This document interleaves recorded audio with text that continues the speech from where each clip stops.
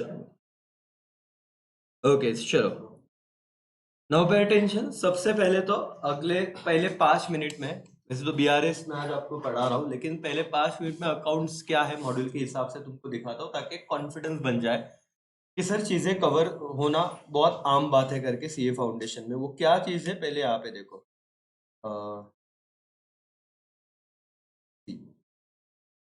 ये आपका है सीए फाउंडेशन का सिलेबस अकाउंट, जो 100 मार्क्स का पेपर आता है।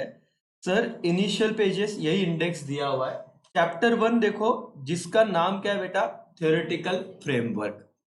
अब थ्योरेटिकल फ्रेमवर्क मतलब आप अब ना, ये लेक्चर उन सारे बच्चों के लिए जो सीए फाउंडेशन में आने के बाद अकाउंट्स पढ़ने का स्ट्रैटेजी जिनको पता होना चाहिए, उन सारे बच्चों को पता है कि पता होना चाहिए कि जो 11th में ही है और सीए करना चाहते हैं या फिर आफ्टर 12 सीए करना चाहते हैं, जैसे आप लोग भी। बहुत बार ये चीज होती है की सीए फाउंडेशन म्हणजे खूप जास्त आहे का, किंवा 11th-12th काहीच त्याच्या सिमिलरिटी नहीं है क्या? ऐसा नहीं है, बहुत सारी चीजें सेम ही है। जैसे कि आप देखो थ्योरेटिकल फ्रेमवर्क में क्या दिया है, यूनिट कितने पहले वो देख लो, टोटल 9 यूनिट है। तो 9 सब चैप्टर है। जैसे हम कॉन्ट्रैक्ट एक्ट कर रहे हैं ना, कितने यूनिट है कॉन्ट्रैक्ट एक्ट के? 6 यूनिट है। जैसे पहला बहुत ज्यादा हमको टाइम लगा, तो चैप्टर 1 उसके यूनिट कितने हैं? 9। पहला यूनिट क्या है? Meaning and scope of accounting. ये 11वीं की बात थी, ठीक है कि अकाउंटिंग क्या है। फिर accounting concept, principles and convention. इसमें क्या दिया हुआ पता है? बिजनेस एंटिटी कंसेप्ट क्या है, मनी मेजरमेंट कंसेप्ट क्या है, कंजर्वेटिज्म कंसेप्ट क्या है, वो सारे कंसेप्ट जो अगेन 11th स्टैंडर्ड में बच्चों के बहुत हद तक हो जाते हैं। फिर है अकाउंटिंग टर्मिनोलॉजीज। मतलब क्या? बैड डेट्स मतलब क्या, गुडविल मतलब क्या, डेटर्स म्हणजे काय, क्रेडिटर्स म्हणजे क्या। तो एकदम बेसिक सा चैप्टर है। मतलब ये ऐसे समझ लो कि बंदा फर्स्ट टाइम, मतलब सीए करने के जर्नी में फर्स्ट एग्जाम कौन सा है उसका? CA foundation. और पहला सब्जेक्ट है उसमें अकाउंट्स। तो वो ये अज्यूम कर रहे हैं कि तुम्हारा 11th-12th क्या हुआ था पता नहीं, लेकिन हम आपको वापस सिखाएंगे बेसिक टर्मिनोलॉजीज क्या है करके। फिर आपका चैप्टर नंबर 4 देखो, capital and revenue expenditure and what, receipt. ये तो तुमको पता ही है कि जो भी खर्चे ऑर्डिनरी नेचर के नहीं या रिकरिंग नेचर के है, उसे मैं क्या कहता हूं? Revenue expense. मैं सैलरी पेड कर रहा हूं, तो सैलरी में हर मंथ पेड करता हूं, लाइट बिल में हर मंथ पेड करता हूं, तो वो कौन सा एक्सपेंडिचर हो जाएगा? Revenue expenditure, because it is recurring nature. लेकिन मैंने बिल्डिंग खरीद ली, अब ये भी तो खर्चा ही है, लेकिन इसे कौन सा खर्चा कहा जाएगा? Capital expenditure. ये क्या है? इस यूनिट में बताया हुआ है। Fourth unit contingent asset and contingent liability. Contingent liability का भी 11th में मैंने मतलब बता दिया था। ऐसा लाइबिलिटी, अच्छा what do you mean by liability sir और मैडम? कि हमको कंपलसरी, मैंने किसी से लोन लिया है तो उसका लोन चुकाना, ये मेरा क्या हो गया? लाइबिलिटी हो गया। बोलो यस और नो? यस। लेकिन वो तो फिक्स लाइबिलिटी है। अब कंटिंजेंट में क्या फर्क है सर? कि किसी पर्सन पे, किसी बिजनेस पे केस हो गया कोर्ट में, अगर वो पार्टी वो केस हार जाता है तो उसे सपोज 1 लाख का क्या देना पड़ेगा? फाइन। लेकिन अगर केस जीत जाता है तो कोई फाइन नहीं देना पड़ेगा। बट आज के डेट पे तो केस हुआ पड़ा है, और इस मतलब 1 लाख रुपए देना या न देना, ये किस पे डिपेंड करेगा? उस केस के डिसीजन पे। बोलो यस और नो? और वो डिसीजन तो फ्यूचर में होने वाला है। तो ऐसा लाइबिलिटी जो आएगा या नहीं आएगा, ये डिपेंड करेगा कौन सी इवेंट पे? फ्यूचर इवेंट पे। आज नहीं पता, लेकिन अगर हार गए तो भाई लाइबिलिटी बन जाएगी। तो उस लाइबिलिटी को जो आज फिक्स तो नहीं है, उसका रिजल्ट फ्यूचर इवेंट पे आएगा, उसे क्या कहते हैं? Contingent liability. तो एक शॉर्ट में बता रहा हूं, बहुत सिंपल सा चैप्टर है। 9 यूनिट दिख रहे, लेकिन हर एक यूनिट बहुत इंटरेस्टिंग है अपने आप में, बहुत मतलब बोलते हैं ना कि मजा आने वाले, मतलब ये इसमें कोई दिक्कत है नहीं। आप देखो उसके बाद क्या है सर? अकाउंटिंग पॉलिसीज क्या है, अकाउंटिंग मेजरमेंट, मतलब वैल्यूएशन ऑफ अकाउंटिंग एस्टिमेट्स वगैरह, अकाउंटिंग स्टैंडर्ड एएस है और Indian accounting standard. One time overview है, बाकी कुछ। पहला यूनिट तो तुमको पहला चैप्टर समझ गया, थ्योरेटिकल फ्रेमवर्क मतलब पूरा थियरी है, अंडरस्टैंडिंग है, ज्यादा दिक्कत नहीं। और 14 मार्क्स का जो क्वेश्चन है ना आपका, थियरी ट्रू और फॉल्स, यूजुअली इसमें ज्यादा कंसेप्चुअल अंडरस्टैंडिंग यहां से शायद पूछ लेते उसको। एनीवेज, दूसरा चैप्टर देखो। दूसरा चैप्टर देखोगे तो 11th वाले बच्चे ज्यादा खुश हो गए। देखो पहला क्या था? अकाउंटिंग प्रोसीजर, मतलब क्या दिया है? Journal entry. दूसरे चैप्टर का सेकेंड, जर्नल के बाद क्या बनता है? लेजर। उसके बाद क्या है सर? Trial balance. उसके बाद क्या है? Subsidiary books. याद है? इसलिए मैंने उस दिन आपको सब्सिडियरी बुक्स में बिठाया था कि भाई फाउंडेशन में कर लो, क्योंकि आपको है ही ना सब्सिडियरी बुक्स। उसके बाद क्या है? Cash book. और फिर कौन सा चैप्टर है? रेक्टिफिकेशन ऑफ एरर्स, जो अभी आप कर रहे हो। तो 11th में जो है, मतलब तुम लोग जो आगे आ गए, तुम तो अभी ठीक है, अभी तो सीखो, मैं वापस सिखाऊंगा ही, लेकिन जो 11th में हो वहां पे अच्छे से करे। मतलब ये डिफिकल्ट नहीं सर, पहले मॉड्यूल का दूसरा चैप्टर खत्म हो रहा है तुम्हारा। बाहर के लोग मतलब बच्चों को सिर्फ डराना है, और मैं तो मैं खुद ये चीज मानता हूँ कि लोग 8-8 6-6 7-7 घंटे पढ़ाते हैं, लेकिन वो जरूरत है नहीं। तुम उनको क्या कर रहे हो ना, एक लेवल पे ब्रेन मतलब 11 से, ठीक है, आज आप पढ़ो क्योंकि आपका एग्जाम है तो आपको पढ़ना चाहिए, लेकिन वहां से उनको लगता है कि प्रैक्टिस करा रहे, कि हर बंदा वैसे नहीं रहता ना, वो क्या करता है फिर वो उस चीज को बहुत हैवी कर लेता है, ऐसे पैनिक हो जाता है, हाइप कर लेता है, अरे ये बहुत डिफिकल्ट है, हम 8-8 घंटे पढ़ते हैं। भाई 11वीं में जो पढ़ रहा है उसी चीज को मोर और लेस तो यहाँ पे कंप्लीट कर रहा है।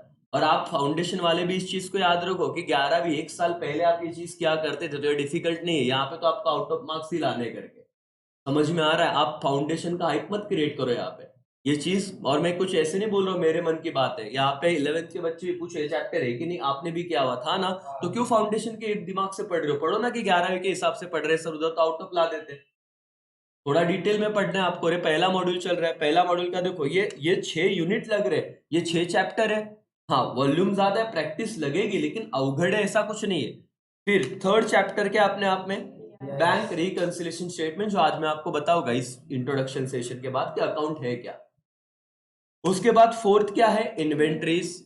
बीआरएस तो हमने देखा गया है थर्ड चैप्टर की, हमने पिछले 5-6 पेपर देखे थे, हर पेपर में कहीं ना कहीं बीआरएस आ रहा था, तो इंपॉर्टेंट चैप्टर ये। मुझे कैसे समझता है सर, इतने यूनिट है, क्या मैं कैश बुक करूं, कैसे सवाल आता है, क्या सर मैं सब्सिडी बुक करूं, क्या ट्रायल बैलेंस बना हुआ, मैं वो ज्यादा पढ़ूं क्या? लेकिन जब मैं पिछले 5-6 अटेम्प्ट के पेपर पढ़ता हूं तो मुझे दिखता है कि यार बीआरएस एक ऐसा चैप्टर है जो हर अटेम्प्ट में क्या किया जा रहा है, पूछा जा रहा है, तो आप इसे छोड़ सकते नहीं।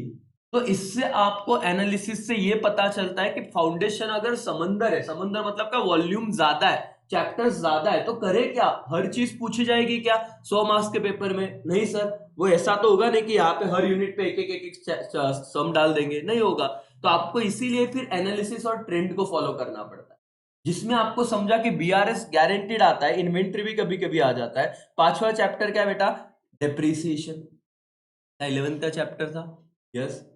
उसके बाद छठवां चैप्टर है अकाउंटिंग फॉर स्पेशल ट्रांजैक्शन, है आपका फर्स्ट मॉड्यूल का लास्ट चैप्टर है। स्पेशल ट्रांजैक्शन में क्या है, bills of exchange and promissory note, तो ये 12वीं का चैप्टर है, जब आप 12वीं अकाउंट्स में सीखोगे, अगर वहां पे ध्यान दे दिया तो सीए फाउंडेशन का ये चीज भी आराम से खत्म।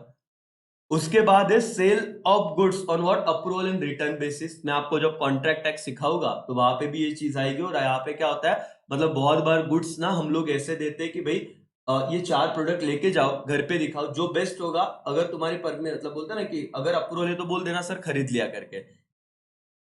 एग्जैक्ट मोमेंट पे बेचा नहीं जाता, वो बाद में डिसीजन आता है कि खरीदा कि नहीं खरीदा। सेल ऑन अप्रूवल, अप्रूवल दिया तो सेल है, नहीं तो सेल नहीं है, बताओगा। सिंपल सा चैप्टर है। कंसाइनमेंट करके एक चैप्टर है जहां पे आपको थोड़ा ध्यान देना पड़ेगा। एवरेज ड्यू डेट सबसे इजी चैप्टर है, लेकिन एवरेज ड्यू डेट के अपने पेपर में सम देखे रहेंगे, जो हमने अभी पिछले 5-6 पेपर उस दिन देखो डिस्कशन किया था। वो 4-5 पेपर हमने देखे थे, और मेरे मन के पेपर नहीं थे, आईसीआई के ऐसे पेपर जो बोर्ड मतलब आपके इंस्टीट्यूट ने लिए हुए पेपर थे। मतलब ऐसा नहीं कि मैं मेरे मन की बात कर रहा हूँ, आपको वही चीज बताऊंगा जो आईसीआई ने पूछी हुई है। वो और ये बहुत बार ऐसे हो सकता है कि टीचर अपने मन का कुछ बता दे, बच्चों को समझता ही क्या है, लेकिन अगर मैं आपको सीए का ही पेपर दिखा रहा हूँ और वही हम मिलकर डिस्कस कर रहे हैं, वहां पे एवरेज ड्यू डेट आपको बार बार दिखा, और बहुत सिंपल सा चैप्टर है। और आपका अकाउंट करंट भी सिंपल सा चैप्टर है, ये दोनों चैप्टर आपको पूछे जाते हैं, तो अगर आप मॉड्यूल 1 आपका खत्म हो जाएगा। तो बहुत बार मैं बोलता हूँ अकाउंट का हाइप या टेंशन मत लो, अकाउंट वही है, जो बच्चे 12वीं हो गया है उनको तो दिक्कत नहीं है पूरा का, इसमें हार्डली 1-2 चैप्टर नए चीजें, सेल ऑन अप्रूवल, कंसाइनमेंट, मेरे को ही लगता है इसके अलावा कोई और नया था। ये 2 ही चैप्टर 11वीं 12वीं छोड़ के अलग है। मॉड्यूल 1 खत्म। कितने चैप्टर है मॉड्यूल 1 में? 6। लेकिन आप अगर ऐसे देखोगे तो यूनिट वाइज कितने यूनिट है, 9 प्लस 6 कितने हो जाएंगे, 15। 15 प्लस आपका 16 17 18 18 मतलब 16 17, और ये 5 करो, कितने हो जाते हो, 21 to 22 23 चैप्टर्स है पहले यूनिट के। तो 23 क्वेश्चंस तो बनेंगे भी नहीं आपके। लेकिन क्या आईएमपी पता है ना, इसमें क्या यूजुअली पहले मॉड्यूल में से कहा का इंस्टीट्यूट पूछती पता है, बैंक रिकंसिलिएशन स्टेटमेंट, इंपॉर्टेंट सवाल आता ही आता है। डिप्रीसिएशन, प्रोबेबिलिटी है, पूछते ही पूछते हैं, एवरेज ड्यू डेट और अकाउंट करंट, मतलब ये चीजें आती आती, कंसाइनमेंट भी देख रहा है, लेकिन आपका ना मैनेजेबल है। उसके बाद मॉड्यूल 2, मॉड्यूल 2 अगर मैं बात करूं, 12th कॉमर्स अगर आपका हुआ है तो मॉड्यूल 2 का पहला चैप्टर, या 11th कॉमर्स भी हुआ है तो 9वां या 10वां चैप्टर जो हम करेंगे क्या, preparation of final account of soul trader, जिसमें आप लोगों को final account of non manufacturing और क्या मैन्युफैक्चरिंग एंटिटी, इसमें अभी तक का इतिहास है दोस्तों कि मॉड्यूल के सारे क्वेश्चन करो, अब तक पेपर में जो भी सवाल आया है वो मॉड्यूल के हिसाब से ही आया हुआ है। मॉड्यूल के बाहर पेपर में इस चैप्टर का क्वेश्चन आता ही नहीं, थोड़ा बहुत मॉडिफाई होता है लेकिन मॉड्यूल का ही क्वेश्चन रहता है। उसके बाद partnership final account, admission, retirement, death, unit दिख रहा है क्या आपको, यूनिट 3, यूनिट 4, यूनिट 5, ये आपके 12वीं के चैप्टर है कि नहीं। एडमिशन है, रिटायरमेंट है, डेथ है, I think so chapter number 3, 4, 5, और डिसोल्यूशन भी उधर ही है। तो आप अगर देखो तो ये 8वां चैप्टर भी पूरा का पूरा आप लोगों का 12th का ही चैप्टर है, ज्यादा एडवांस नहीं रहेगा सर, थोड़ी बात है। उसके बाद देखो 9वां चैप्टर क्या है, financial statement of what, not for profit organisation, क्या ये भी 12वीं में था। हाँ, सिर्फ इसमें क्या था, 12th में आपको रिसीट एंड पेमेंट क्वेश्चन देते थे और आपको क्या करने को कहते थे, income and expenditure and balance sheet. यहाँ पे एक बी पार्ट दे दिया उन्होंने कि वो आपको बहुत बार क्वेश्चन में इनकम एंड एक्सपेंडिचर देते हैं, वो बोलते हैं इस पे से आप बनाओ receipt and payment in balance sheet. अवघड़ नहीं है, जिसका कंसेप्ट जितना स्ट्रांग रहेगा ना वो इस चीज को मैनेज कर लेगा, मतलब। लेकिन वो कंसेप्चुअल अंडरस्टैंडिंग की बात है, तुमको बनाने को बोला है, मतलब मैं आज सिखाऊंगा बीआरएस को, तुमको बहुत बड़ा हिंट दूंगा अकाउंट्स का, क्या तुम्हारा पूरा डर निकल जाएगा उस चीज से। लेकिन सर सेकंड मॉड्यूल का 9वां चैप्टर में देख रहा हूं, और अब तक तीनों चैप्टर, क्या सेकंड मॉड्यूल के तीनों चैप्टर कहीं ना कहीं 12वीं को थे, कहीं ना कहीं क्या थे। और लास्ट चैप्टर पे आता हूं sir, that is what, company account, और ये भी 12वीं का चैप्टर है, issue of shares, issue of debenture. और ये चैप्टर करा तो तुमको, तुम बोलोगे सर इससे फालतू चैप्टर कुछ हो नहीं सकता करके। अब जो अगर जनरल एंट्री की बात आई तो application money, allotment money, first call, second call, वही रिपीटेटिव चीज है, और ये 12th में भी था। और अगर आपका 12th नहीं हुआ तो आप अभी कीजिए, बेनिफिट है। अगर आप 12th के बाद देख रहे हो तो पहले ना अपने सब्जेक्ट को समझो। अकाउंट में हर पोस्टिंग का मार्क है, आंसर इज यस। टैली होगा तो ही पूरे मार्क्स मिलेंगे ऐसा नहीं, वो हर कंसेप्ट पे आपके मार्क्स देखेंगे। और अकाउंट ये सब्जेक्ट 10 चैप्टर है, लेकिन 10 के 10 चैप्टर में ऐसी बहुत बड़ी हाइप नहीं है कि मतलब आपको पूरा का पूरा अलग ही दुनिया में लेके जाएंगे, बिल्कुल नहीं। तो एज अ टीचर का काम ये है कि ये बताना भाई कि तुम लोग ज्यादा, हाँ डेफिनेटली मेहनत करनी पड़ेगी। अब इसका मतलब ये नहीं कि 11वीं में तो हम इसका प्रैक्टिस नहीं करेंगे, प्रैक्टिस करो, मेहनत करो, लेकिन पहले रियलिटी पता रखो कि मेरा सिलेबस या मेरा सब्जेक्ट क्या है। अगर तुमने वैसे नहीं किया ना तो क्या होगा पता है, तुमको लगेगा अरे मैं 11वीं अलग पढ़ रहा हूँ, सीए अलग पढ़ रहा हूँ, मैं 12वीं अलग पढ़ रहा हूँ, सीए अलग पढ़ रहा हूँ, मैं एफवाई बीकॉम कर रहा हूँ, सीए कर रहा हूँ। बेटा सीए तेरा अगर 11-12 हो गया तो तू सिर्फ अभी रिवीजन कर इस चीज का और डिटेल में देख। आउट ऑफ 90+ जैसे इको में मैंने तुमको बोला, तुमको कॉन्फिडेंस आ चुका है कि आ सकते हैं, अकाउंट में भी 70-80 के ऊपर आराम से जा सकते हो। और सबसे बड़ा एडवांटेज क्या है पता है, 11th-12th में कैलकुलेटर अलाउड नहीं है। आपको सारे कैलकुलेशन आपको रफ साइड वर्क में करके, वर्किंग नोट में करके फिर लिखने होते हैं। और यहाँ पे सबसे बड़ी बात, तुम्हारे पास ब्रह्मास्त्र कैलकुलेटर है सर। 11th-12th में विदाउट कैलकुलेटर बच्चे 30 मिनट में सम करने का प्रैक्टिस है। यहाँ पे कैलकुलेटर, और सबसे ज्यादा टाइम तुम लोग बताओ वो कैलकुलेशन करने में ही जाता था। अकाउंट में तो दूसरी जगह टाइम जाता ही नहीं था। कैलकुलेशन का जो पार्ट आएगा अभी तुम लोग को अभी नहीं समझेगा, जो 11th जस्ट चालू हुआ है, जब तुम्हारा फाइनल अकाउंट आएगा तब तुमको समझेगा कि टोटल करना पड़ता है ट्रेडिंग अकाउंट का, फिर P&L का, फिर बैलेंस शीट का, मतलब जो भी है टैली करना पड़ता है। समझ में आ रहा है? तो कैलकुलेटर जो है तुम्हारे पास, और सबके पास एक कैलकुलेटर पहले से चाहिए अकाउंट में, और वही कैलकुलेटर एंड तक चाहिए। कैलकुलेटर बदलने का नहीं, क्योंकि कैलकुलेटर बदलने का मतलब सीए चालू होने से लेके एंड तक बदलने का नहीं। क्योंकि ऐसे समझो वो कैलकुलेटर तुम्हारी बीवी है और हस्बैंड, जो लड़की होगी उनका हस्बैंड है, ऐसे कुछ भी बोल सकता हो। लेकिन मेरे कैसे सर, बॉयज के लिए यूजुअली क्यों सर, उसको इज्जत दो, संभाल के रखो, बच्चे घर पे भूल के आते हैं। अरे कैलकुलेटर के शॉर्टकट्स मैथ्स में भी बहुत यूजफुल चीज हो, क्योंकि उसके जितने शॉर्टकट्स तुमको समझे ना उतना एमसीक्यूज जल्दी सॉल्व करते आएंगे। और कैलकुलेटर नया नया 10 बार बदलने का नहीं, एक लेने का, उसको अच्छा वाला लो एक बार सर। 1000, 500, 1000 ज्यादा आगे चलेगा, 100 रुपए का मत लेके बैठ जाना। बच्चे बोलते सर 100-150 से घेऊन टाको, खराब हो जाता। बिल्कुल नहीं, जहां पे तुम्हारा इन्वेस्ट तुमको, अरे वो डायरेक्ट तुम्हारा वैल्यू 10 गुना बढ़ा देने वाला है कैलकुलेटर। और मैंने कहा ना, इस पूरे इसमें तुमको मैथ्स का टेंशन लेना है नहीं, मैथ्स और अकाउंट अलग, और यहाँ पे तो कैलकुलेटर अलाउड है भाई। बेसिक अंडरस्टैंडिंग समझ रहा है कि नहीं?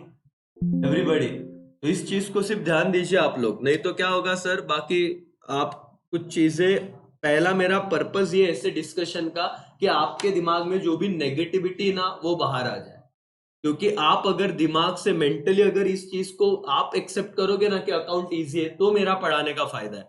लेकिन आपको दिमाग में लग रहा है सर अकाउंट तो बहुत अवगढ़ है, मेरे को समझ में ही नहीं आता, अकाउंट तो ऐसे है, भाई अकाउंट का क्या लाइक है आप देख लो। लाइक इन द सेंस कि तुम मैनेज कर सकते हो इसको, ऐसे मत समझो कि सर हम लोग डायरेक्ट पास भी हो गए कि नहीं हो गए।